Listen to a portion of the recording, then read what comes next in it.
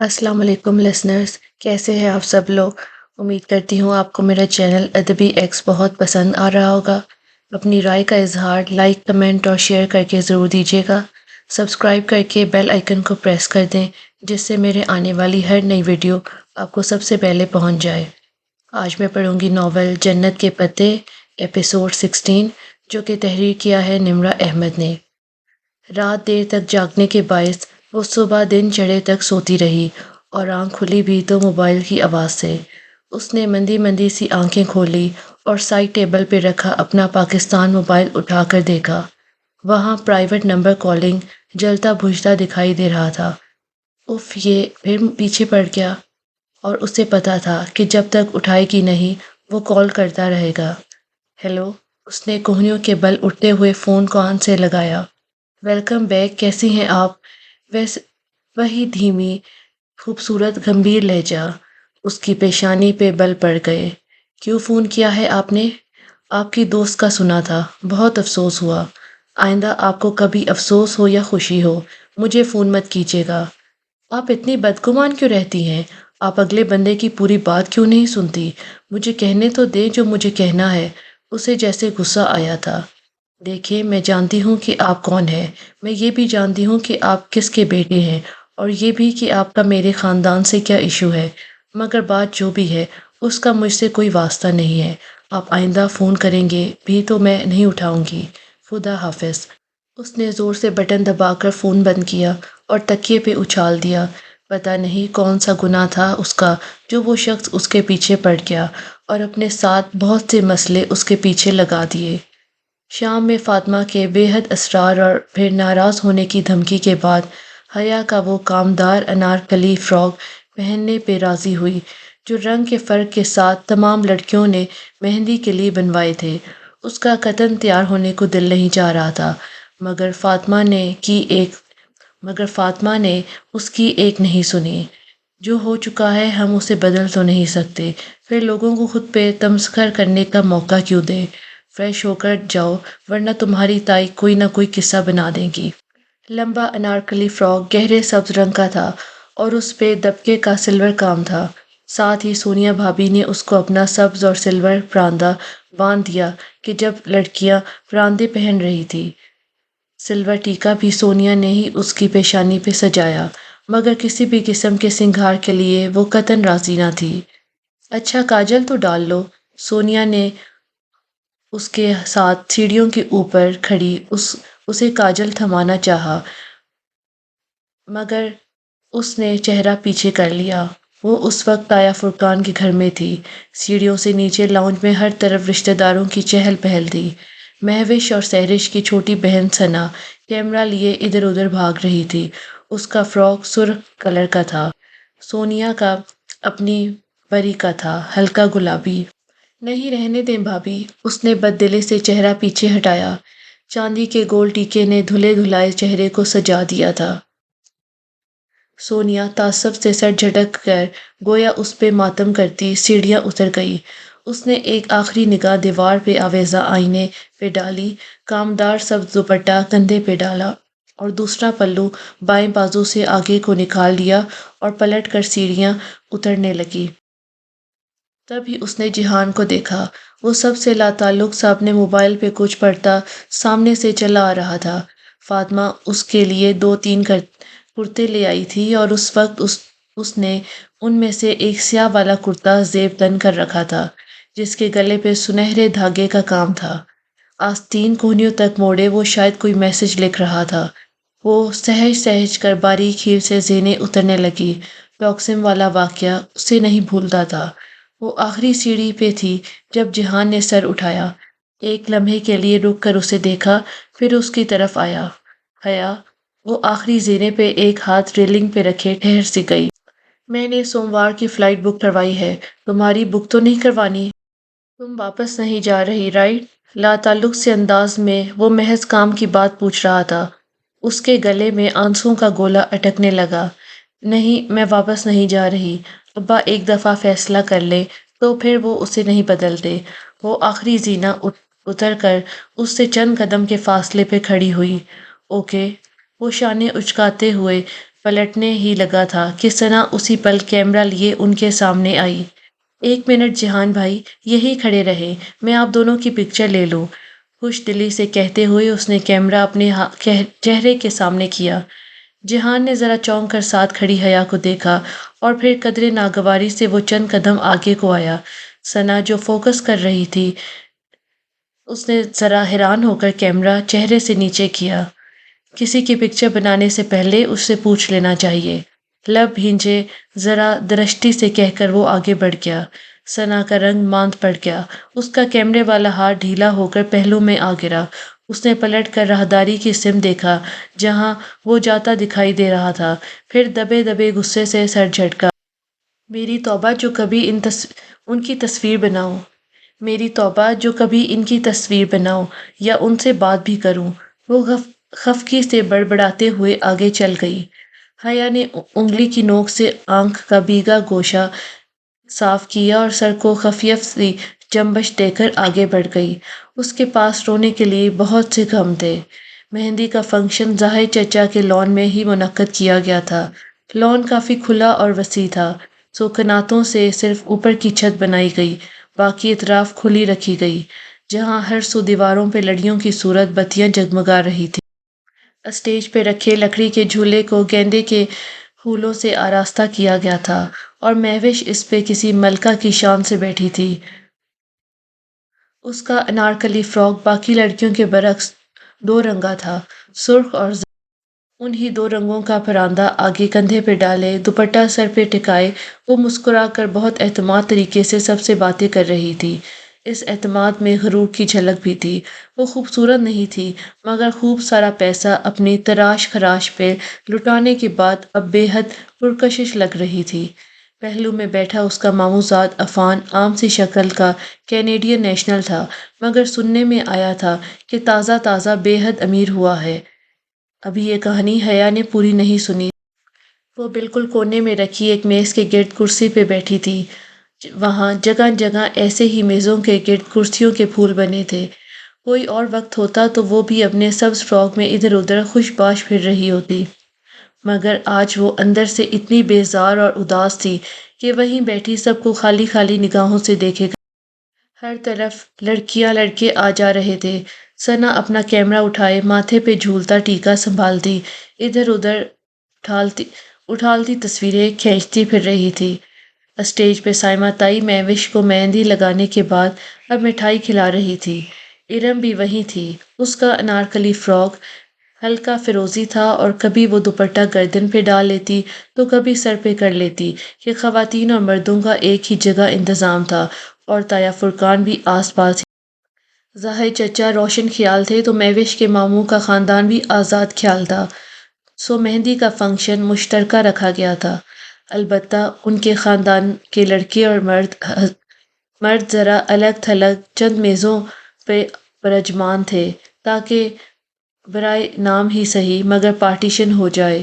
تایا فرقان اور سلیمان صاحب سب وہیں ہی تھے۔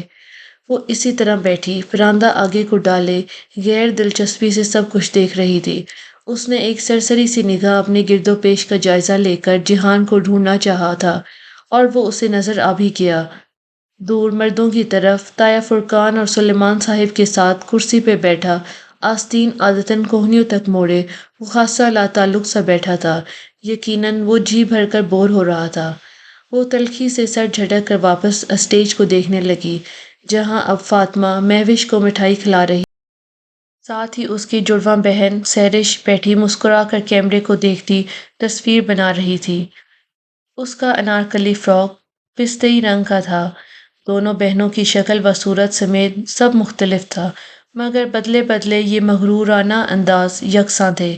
ثنا چونکہ چھوٹی تھی یا فطرتاً مختلف تھی، سو اس نے یہ اثر قبول نہیں کیا تھا۔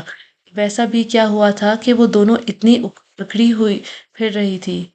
کس سے پوچھے، اس کے اندر فطری تجسس جنم لینے لگا تھا۔ حیا ادھر بیٹھی ہو؟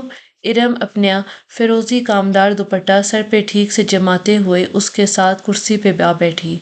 کل کی نسبت اس کا رویہ قدرے دوستانہ تھا۔ ہاں تم سناؤ، تھک گئی ہو؟ وہ بھی جواباً نرمی سے بولی، ہاں بس تھوڑی بہت۔ اچھا، وہ لہجہ ذرا سرسری بنا کر وہ بولی، فون فارغ ہوگا تمہارا؟ مجھے ذرا فضا کو کال کرنی تھی، کچھ نوٹس کا کہنا تھا، میرا فون خراب ہے آج کل۔ حیا نے گہری سانس اندر کو کھینچ کر خارج کی۔ تو ارم سے اس کا فون بھی لے لیا گیا تھا۔ ہاں فون فارغ ہے، جب چاہے لے لو، مگر کریڈٹ ختم ہے، جب سے آئی ہوں ڈلوایا ہی نہیں ہے۔ دوپہر سے ظفر کو ڈھونڈ رہی تھی کہ وہ ملے تو اس کو بھیج کر کارڈ منگواؤں۔ اس نے تایا فرقان کے کل وقتی کو کا نام گو کہ یہ سچ نہیں تھا اور کریڈٹ اس نے صبح ہی ڈلوا لیا تھا، مگر وہ ارم کو فون نہیں دینا چاہتی تھی۔ اچھا، ارم کے چہرے پہ واضح مایوسی پھیلی تھی۔ اماں کا فون فارغ ہوگا، لے آؤں؟ وہ اٹھنے لگی تو اس نے توقع کے عین مطابق ارم نے جلدی سے اس کا ہاتھ پکڑ کر روک دیا۔ رہنے دو، میں بعد میں ابا سے لے لوں گی، میرا فون ریپیئرنگ کے لیے نہ گیا ہوتا تو۔ خیر تم سناؤ، ترکی میں سب ٹھیک تھا؟ وہ بات کا رخ پلٹ گئی۔ بس وہاں کا تو اب دنیا ہی بدل گئی ہے، مگر اسے چھوڑو، یہ بتاؤ مہوش سہرش کے انداز اتنے بدلے بدلے کیوں لگ رہے ہیں؟ اس نے پراندے کو ہاتھ سے پیچھے کمر پہ ڈالتے ہوئے حیرت کا اظہار کر رہی تھی۔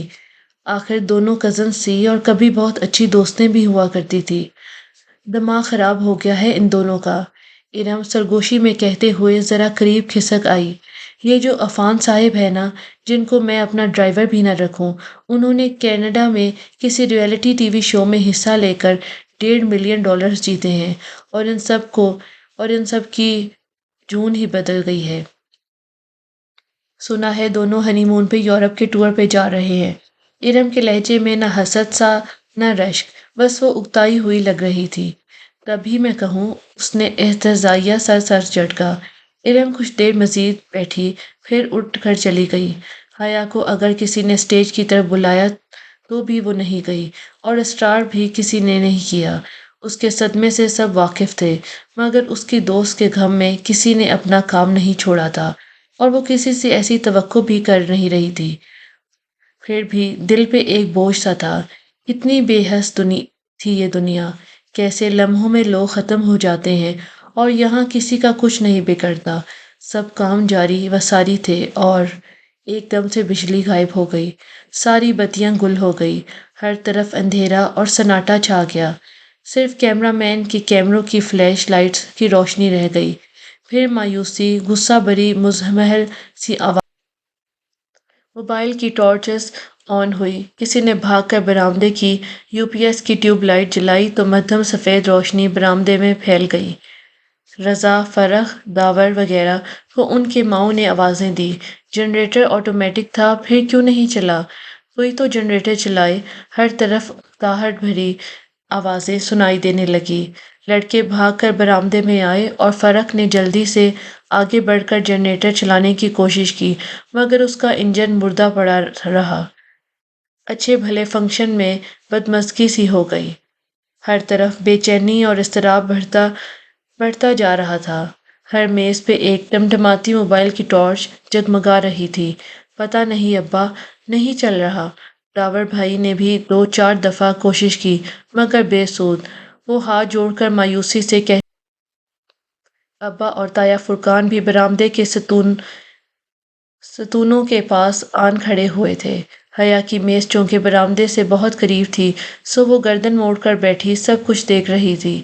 جاؤ مکینک کو بلا کر لاؤ، یا دوسرے جنریٹر کا بندوبست کرو، جلدی، تایا فرقان برہمی سے ڈانٹتے اپنے بیٹوں کو دوڑا رہے تھے۔ کوئی ادھر بھاگا تو کوئی ادھر، ہر طرف ایک شرمندگی اور بیزاری پھیل گئی تھی۔ وہ ایک کونی میز پہ ٹکائے،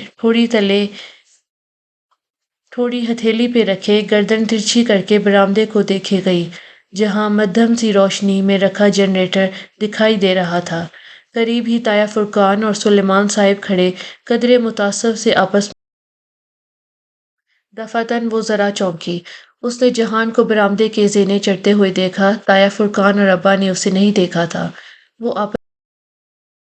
وہ خاموشی سے آستینے مزید پیچھے موڑتے ہوئے آگے بڑھا اور جنریٹر کے سامنے ایک پنجے اور ایک گھٹنے کے بل بیٹھا۔ نچلا لب دانتوں سے دبائے وہ اب گردن جھکائے جائزہ لینے لگا تھا۔ پھر سر اٹھایا اور متلاشی نگاہوں سے ادھر ادھر دیکھا۔ قریب سے افراتفری کے عالم میں ثنا اندر جاتی دکھائی دی۔ اس نے ثنا کو آواز دی۔ وہ ٹھٹک کر رکی۔ اس نے کچھ کہا تو ثنا نے ذرا اچنبھے سے اثبات میں سر ہلایا اور اندر چلی گئی۔ چند لمحوں بعد اس کی واپسی پیچکس اور ایسی چند چیزیں اس کے ہاتھ میں تھی۔ جہان نے ساتھ وہ سب رکھ کر وہ جنریٹر کا کور اتار رہا تھا۔ تبھی طاہر فرقان کی نگاہ اس پر پڑی تو وہ چونکے۔ وہ بغیر اپنے کرتے کی پرواہ کیے زمین پہ بیٹھا جنریٹر میں ہاتھ ڈال کر کچھ دیکھ رہا تھا۔ طاہر فرقان کی نگاہوں کے تعاقب میں سلیمان صاحب نے بھی اس طرف دیکھا۔ فیول والوں میں کچھ پھنس گیا ہے، ابھی صاف ہو جائے گا۔ اس کی آواز مدھم مدھم سی حیا تک پہنچی تھی۔ ثنا بہت حیرت، بہت متاثر سی اس کے ساتھ کھڑی اس کو کام کرتے دیکھ رہی تھی، جو بالکل کسی ماہر مکینک کے انداز میں بہت مہارت سے تارے ادھر ادھر کر رہا تھا۔ چونکہ ہر سو اندھیرا تھا اور روشنی صرف برآمدے میں تھی، سو برآمدے کا منظر سارے منظر پہ چھانے لگا۔ لڑکیاں اور رشتہ دار خواتین مڑ مڑ کر اسی طرف دیکھ رہی تھی۔ ماحول پہ چھائی بے اس نے کور واپس ڈالا۔ اس کے ہاتھوں پہ کالک لگ گئی تھی۔ پھر اس نے جنریٹر کا لیور کھینچا اور پیچھے کو ہٹا تو ساتھ ہی ساری بتیاں روشن ہو گئی۔ اتنی تیز روشنی سے حیا کی آنکھیں لمحے بھر کو چندھیائی۔ اس نے بے اختیار انہیں میچ کر دھیرے دھیرے کھولا۔ ثنا خوشی اور تشکر سے کچھ کہتے ہوئے چیزیں اٹھا رہی تھی۔ وہ ہاتھ جاڑتے ہوئے اٹھ رہا تھا۔ ثنا نے اس کے ہاتھوں کی طرف اشارہ کر کے کچھ کہا تو وہ اسی سنجیدگی سے سر ہلا کر اندر چلا گیا۔ ثنا بھاگ کر اس کے پیچھے گئی۔ سلیمان صاحب جو قدرے دم بخود سے دیکھ رہے تھے، ذرا سنبھل کر واپس مڑ گئے۔ وہ متاثر ہوئے تھے اور وہ اس تاثر کو چھپانے کی ناکام کوشش کر رہے تھے۔ حیا مسکراہٹ دبائے واپس سیدھی ہو کر بیٹھ گئی۔ جس شخص نے اندھیروں میں روشنیاں بکھیری تھی، اس سے سب ہی متاثر تھے۔ البتہ وہ جانتی تھی کہ ابا نے کبھی یہ توقع نہیں کی ہوگی کہ جہان یوں زمین پہ بیٹھ کر جنریٹر کھولنے لگے جائے گا۔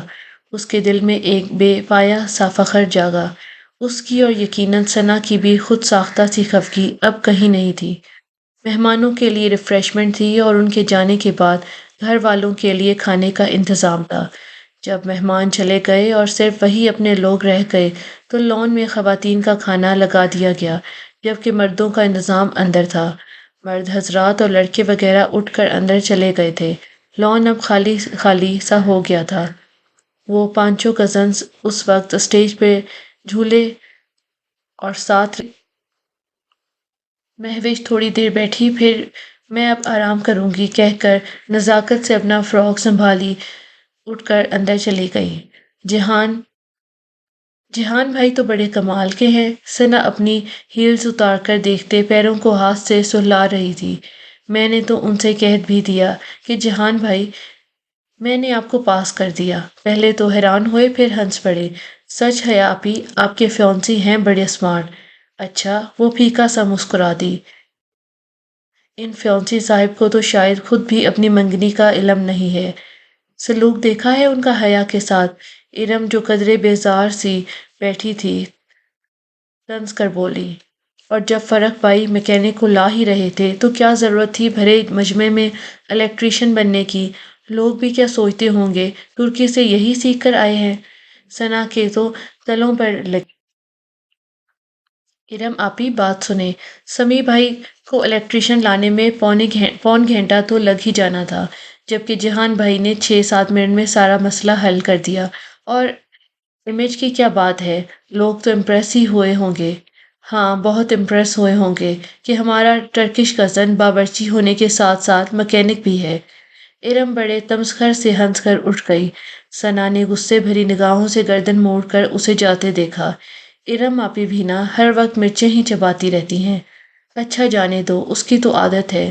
تم مجھے آج کی پکچرز دکھاؤ، اس کے بعد کھانا کھائیں گے، اس نے کہا تو ثنا سر ہلاتی اٹھ کر کھڑی ہوئی۔ وہ دونوں ساتھ ساتھ چلتی اندر آئی تھی۔ لاؤنج میں سارے مرد حضرات بیٹھے تھے۔ جہان بھی ادھر ہی تھا، ایک سنگل صوفے پہ بیٹھا۔ وہ غور سے داور بھائی کی باتیں سن رہا تھا، جو وہ اپنے مخصوص انداز میں بآواز بلند کچھ کہہ رہے تھے۔ وہ دونوں تیز تیز چلتی لاؤنج کے سرے پہ آئی۔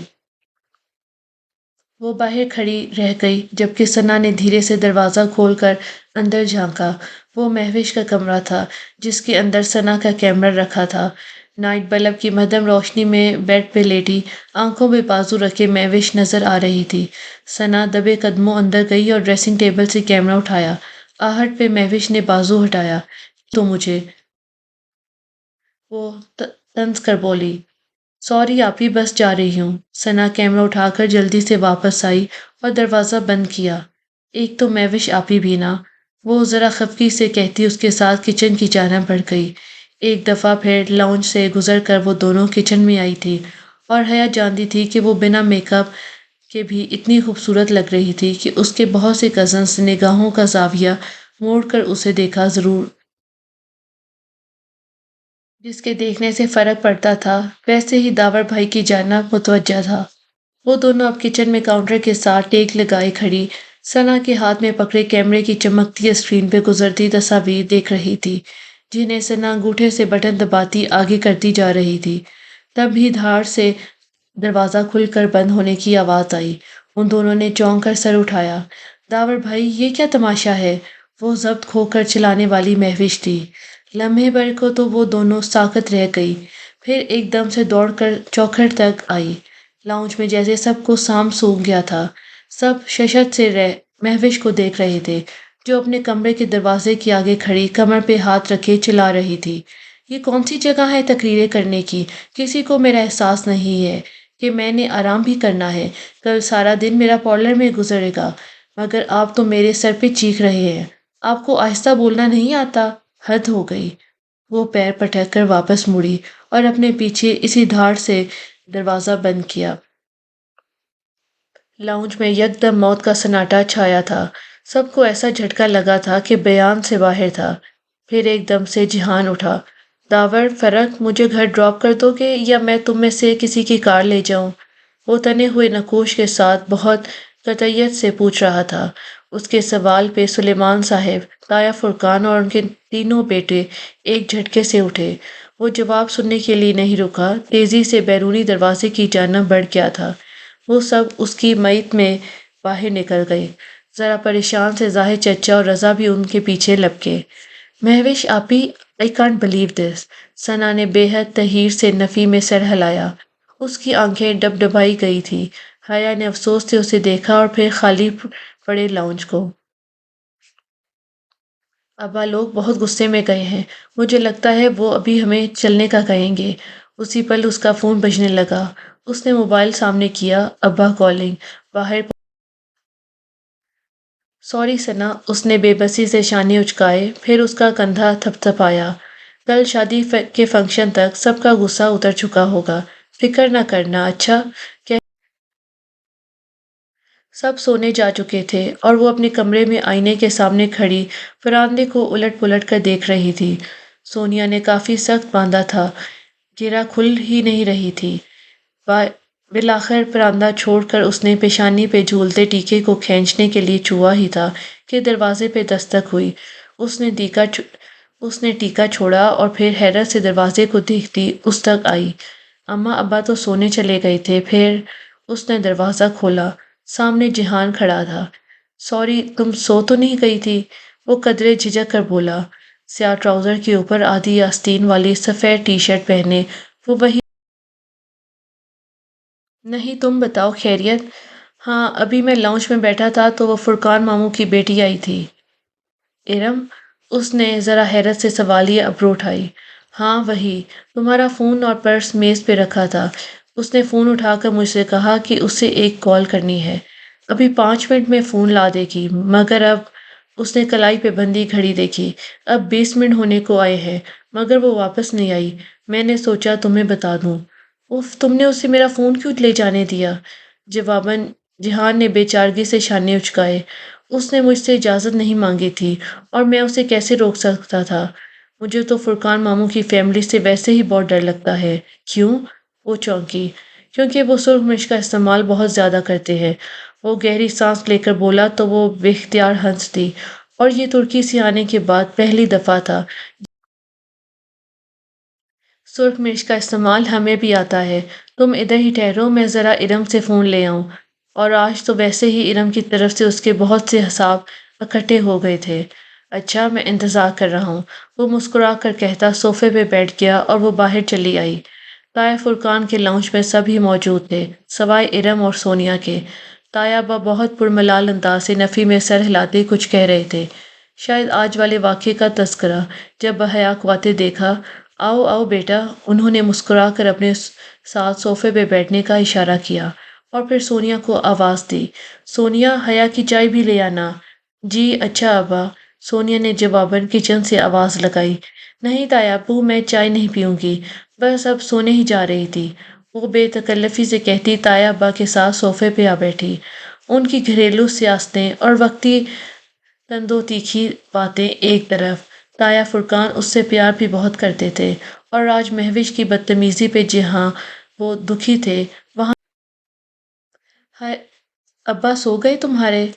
جی کب کے، میں بس ذرا ارم سے فون لینے آئی تھی۔ فون کیوں؟ تایا ابا بری طرح چونکے۔ سائمہ تائی بھی ٹھٹک کر اسے دیکھنے لگی۔ ارم کو کوئی کال کرنی تھی تو وہ میرا فون لے کر گئی تھی، مگر ابھی مجھے اپنے فرینڈ کو میسج کرنا ہے، سوچا فون لے لوں، وہ بہت سادگی سے کہہ رہی تھی۔ تایا کے چہرے کا رنگ فوراً ہی بدل گیا تھا، نرمی کی جگہ سختی نے لے لی۔ ارم، ارم، انہوں نے بلند آواز میں پکارا۔ جی ابا، وہ دوپٹہ سنبھالتی بھاگتی ہوئی آئی، مگر حیا کو بیٹھے دیکھ کر اس کا رنگ ایک دم سے فک ہوا۔ حیا کا فون اسے واپس دو، تایا نے اسے کڑی نگاہوں سے گھورتے ہوئے بڑے ضبط سے کہا۔ جی وہ فضا کو میسج کرنا تھا تو۔ وہ ہکلا گئی۔ تایا اپنی شعلہ بار نگاہوں سے اسے دیکھ کر رہے تھے کہ وہ رکی نہیں، الٹے قدموں واپس مڑی اور چند ہی لمحوں بعد فون لا کر حیا کو تھمایا اور ساتھ ہی ایک کینہ توز نگاہ اس پہ ڈالی تھی، گویا کچا چبا جانا چاہتی ہو۔ وہ جب تھینک یو، میں چلتی ہوں، آپ لوگ چائے انجوائے کریں۔ وہ فون لے کر وہاں سے اٹھ آئی اور وہ جانتی تھی کہ اب چائے انہوں نے خاک انجوائے کرنی تھی۔ واپس لاؤنج میں آتے ہوئے اس نے موبائل لاگ میسج اور کال لاگ بالکل کلیئر تھا، سارا کال ریکارڈ غائب۔ ارم کی بچی، اسے ارم پہ بہت غصہ آیا تھا۔ کال ریکارڈز میں موجود تمام نمبرز اس کے پاس محفوظ ہی تھے، البتہ جب وہ ترک فون ریسٹورنٹ میں چھوڑ آئی تھی بیوق ادا جانے سے قبل، تو اس کے اسی پاکستانی موبائل پہ عبد الرحمان پاشا کا فون آیا تھا۔ اس کا نمبر اس نے محفوظ نہیں کیا، وہ بس کال لاگ میں پڑا رہ گیا تھا، اب وہ مٹ گیا تھا۔ چلو خیر، اس نے کون سا کبھی اے آئی۔ جہان صوفے پہ اسی طرح بیٹھا تھا، اسے آتے دیکھ کر اٹھ کھڑا ہوا۔ کیسے ملا؟ مرچوں کے استعمال سے؟ اس کی نگاہیں حیا کے ہاتھ میں پکڑے موبائل پہ تھی۔ نہیں، جہاں شکر کے استعمال سے بات بن جائے ہم وہاں مرچیں ضائع نہیں کرتے۔ ویسے پاکستان کے لوگ دل کے بہت ہی اچھے ہیں، ایک کزن بغیر پوچھے فون اٹھا لیتی ہے، ایک بہت عزت سے بغیر کھانا کھلائے گھر سے نکالتی ہے، اور ایک کھانا بھی نہیں پوچھتی۔ او خدایا، اس نے بے اختیار ماتھے کو چھوا۔ تم نے کھانا نہیں کھایا؟ کہاں کھاتا، وہاں تو ابھی لگا ہی نہیں تھا، اور یہاں گھر کی دونوں خواتین نے پوچھا ہی نہیں۔ وہ اس کی بات مکمل ہونے سے قبل ہی بھاگ کر جلدی سے آج وہاں کھانا تھا تو کچھ بنایا ہی نہیں، ہمارے ہاں رات کا سالن اگلے دن کوئی نہیں کھاتا، ٹھہرو میں انڈے بنا لیتی ہوں۔ اسے یاد آیا، کھانا تو اس نے بھی نہیں کھایا تھا، مگر اسے اتنی بھوک نہیں تھی۔ انڈوں کا کھانا کھولا تو اندر 2 ہی انڈے رکھے تھے، اسے بے پناہ شرمندگی ہوئی۔ ان 2 انڈوں سے تو کچھ نہیں بنے گا، اس نے خفت سے کہتے ہوئے فریج کا دروازہ بند کیا۔ جہان نے جیسے اس پر افسوس کرتے ہوئے سر نفی میں ہلایا۔ تمہیں شاید بھول گیا ہے کہ تم استنبول کے بہترین شیف میں سے ایک سے بات کر رہی ہو۔ آرام سے بیٹھ جاؤ ادھر کرسی پہ، میں خود بنا لوں گا سب کچھ۔ اس نے اپنا سلور اسمارٹ فون میز پہ رکھا اور پھر آگے بڑھ کر فریج، فریزر، کیبنٹس، ہر چیز کھول کھول کر الا بلا باہر نکالنے لگا۔ فروزن قیمہ، پاستا کا پیکٹ، جمے مٹروں کا لفافہ، ساسز، سبزیوں کے خانے سے چند سبزیاں چن لیں۔ وہ تمام چیزیں کاؤنٹر پہ جمع کرتا جا رہا تھا۔ تم اس وقت پاستا بناؤ گے؟ وہ متعجب سی کرسی پہ بیٹھی اسے دیکھ رہی تھی۔ وہ ابھی تک اپنے سبز فراک پراندے اور ٹیکے سمیت بیٹھی تھی اور اسے کپڑے تبدیل کرنا بالکل بھول گیا تھا۔ ہاں اور مجھے کوکنگ کر کے ہاں اور مجھے کوکنگ کے درمیان ٹوکنا مت، میں بہت برا مانتا ہوں۔ مسکراتے ہوئے وہ سبزیاں دھو رہا تھا۔ اور تمہارا بخار کیسا ہے؟ اب ٹھیک ہے، اس نے خود ہی اپنا ماتھا چھوا۔ ویسے مجھے حیرت زاہد ماموں اور ان کے بیٹے پہ ہے۔ اس لڑکی نے اتنی بدتمیزی کی اور انہوں نے اسے کچھ بھی نہیں کہا۔ وہ واقعتاً حیرت سے کہتا سبزیاں کٹنگ بورڈ پہ رکھ کر کھٹا کھٹ کاٹ رہا تھا۔ اس نے ہاتھ مشینی انداز میں چل رہے تھے۔ اس کی ایک دن بعد رخصتی ہے، شاید وہ اس کا دل برا نہیں کرنا چاہتے ہوں گے۔ اس نے شانے اچکائے۔ مگر اس نے بہت مس بہیو کیا ہے، وہ افسوس سے کہتا پانی ابلنے کے لیے رکھ رہا تھا۔ دوسری جانب اس نے فرائنگ پین میں ذرا سا تیل گرم ہونے رکھ دیا۔ اصل میں اس کے فیونسی نے کسی کینیڈین ریئلٹی شو میں $1.5 ملین جیتے ہیں۔ اسی پہ اس کا دماغ ساتویں آسمان پہ ہے اور وہ زمین پہ بغیر دماغ کے گھوم رہی ہے۔ وہ ٹیک لگائے ٹانگ بتا رہی تھی۔ کینیڈین شو میں $1.5 ملین، بہت اچھی کور سٹوری ہے۔ اس نے ذرا سا ہنس کر سر جھٹکا۔ ساتھ ہی وہ فرائنگ پین میں فرائی ہوتی سبزیاں کو بجائے کفگیر سے ہلانے کے فرائنگ پین کو ہینڈل پکڑے دائیں بائیں تو کبھی اوپر نیچے ہلا رہا تھا۔ سبزیاں چند انچ اوپر کو اڑتی اور پھر واپس پین میں آ گرتی۔ کیا مطلب؟ اس نے ناسمجھی سے اسے دیکھا۔ اگر کسی پاکستانی نے کینیڈین شو میں اتنی خطیر رقم جیتی ہوتی تو میڈیا پہ ہر جگہ آ چکا ہوتا۔ مجھے تو وہ لڑکا شکل سے ہی کرمنل لگ رہا تھا۔ تازہ تازہ آئی بلیک منی کو وائٹ کرنے کے لیے کور بنایا ہے اور کیا۔ اچھا، اسے تعجب ہوا۔ اس نے نہج پہ تو اس نے سوچا ہی نہیں تھا، البتہ کرمنل سے اسے کچھ یاد آیا تھا۔ جہان، تمہارے ریسٹورنٹ پہ جو حملہ ہوا تھا اس کا کچھ پتہ چلا؟ نہیں، وہ گردن ترچھی کیے ساس کی بوتل پین میں انڈیل رہا تھا۔ حالانکہ میری استنبول میں کسی سے کوئی دشمنی نہیں ہے، قومی امکان ہے کہ کسی اور کے دھو الٹ دیا۔ ایک دشمنی تو خیر اب اس کی بن چکی تھی، مگر وہ تو خود بھی اس سے واقف نہیں تھا۔ تم تو کہتے تھے کہ استنبول میں ایسا کوئی کرائم سین نہیں ہے۔ خیر اب اتنے بھی برے حالات نہیں ہیں، اور ڈارک سائڈ تو ہر بڑے شہر کی ہوتی ہے۔ وہ چولہے کے سامنے کھڑا اس کی طرف پشت کیے پین میں قیمہ بھون رہا تھا۔ قیمے اور شملہ مرچ کی بھینی بھینی اشتہا انگیز سی مہک سارے کچن میں پھیلنے لگی تھی۔ اس کی کم گشتہ بھوک ایک دم سے جاگ اٹھی۔ تمہیں پاکستان آ کر کیسا لگا جہان؟ وہ تھوڑی تلے مٹھی رکھے اسے دیکھتی سادگی سے پوچھنے لگی۔ یہ یہاں آنے کے بعد ان کی پہلی باقاعدہ گفتگو تھی۔ اچھا لگا، بلکہ بہت اچھا لگا، مگر فرقان ماموں کی باتیں، میں نے تو خواب میں بھی نہیں سوچا تھا کہ میرے رشتہ دار اتنی تیکھی باتیں بھی کر لیتے ہوں گے۔ اس نے جیسے جھرجھری لے کر سر جھٹکا۔ آج وہ سارا دن تایا فرقان کی کمپنی میں تھا۔ وہ اتنے تیکھے نہیں ہیں اور بہت پیار کرتے ہیں ہم لوگوں سے، بس ان کے اپنے نظریات ہیں جو اتنے سخت ہیں کہ اگر کوئی ان پر پورا نہ اترے تو اس کی گریڈنگ بہت نیچے کر دیتے ہیں۔ واٹ ایور، وہ اب ابلی پاستا کے پتیلے میں قیمہ اور ساس انڈیل رہا تھا۔ پھر ان کو اچھی طرح مکس کر کے اس نے اسے دم پہ رکھ دیا اور سنک کی ٹونٹی کھول کر ہاتھ دھونے لگا۔ وہ سمجھی اب وہ اس کے پاس آ کر بیٹھے گا، مگر وہ ہاتھ دھو کر اب سارا پھیلاؤ سمیٹنے لگا تھا۔ جھوٹے برتن، سبزیوں کے چھلکے، خالی شاپر۔ وہ جلدی سے اٹھی۔ میں کر دیتی ہوں، پلیز تم بیٹھی رہو، جتنی پھوہڑ تم ہو میں جانتا ہوں۔ اگر تم نے میری مدد کروائی تو 2 گھنٹے لگ جائیں گے، 2 منٹ ہو جائیں گے۔ ٹھیک ہے، خود ہی کرو، وہ قدرے خفگی سے کہتی دوبارہ بیٹھ گئی۔ اور واقعی اس نے 2-3 منٹ میں ہر چیز اپنی جگہ پہ رکھ دی۔ چند ایک برتن جو پکانے کے دوران میلے ہوئے تھے وہ دھل کر سٹینڈ میں لگ گئے اور سلیب چمکا دیے گئے۔ وہ بندہ کمال کا تھا۔ تم کب سے ریسٹورنٹ چلا رہے ہو؟ اب تو بہت عرصہ ہو گیا۔ اچھا، میں برتن لگاتا ہوں، تم سلیمان ماموں کو بلا لاؤ، انہوں نے بھی کھانا نہیں کھایا تھا۔ ارے ہاں، وہ ماتھے پہ ہاتھ مارتی اٹھی، پھر نگاہ اس کے سلور اسمارٹ فون پہ پڑی جو میز پہ رکھا تھا۔ تمہیں پتہ ہے ڈی جے کو تمہارا فون بہت پسند تھا۔ وہ ہمیشہ کہتی تھی کہ جہان سے کہنا جب اپنا یہ 1-2 لاکھ کا فون پھینکنا ہو تو سبحان جی کے باہر ہی پھینکے۔ وہ اداس تھی، مسکرا کر بولی تو وہ ہنس دیا۔ ویسے یہ اس کے لگائے گئے تخمینے سے کہیں زیادہ مہنگا ہے۔ اچھا، اسے ذرا حیرت ہوئی۔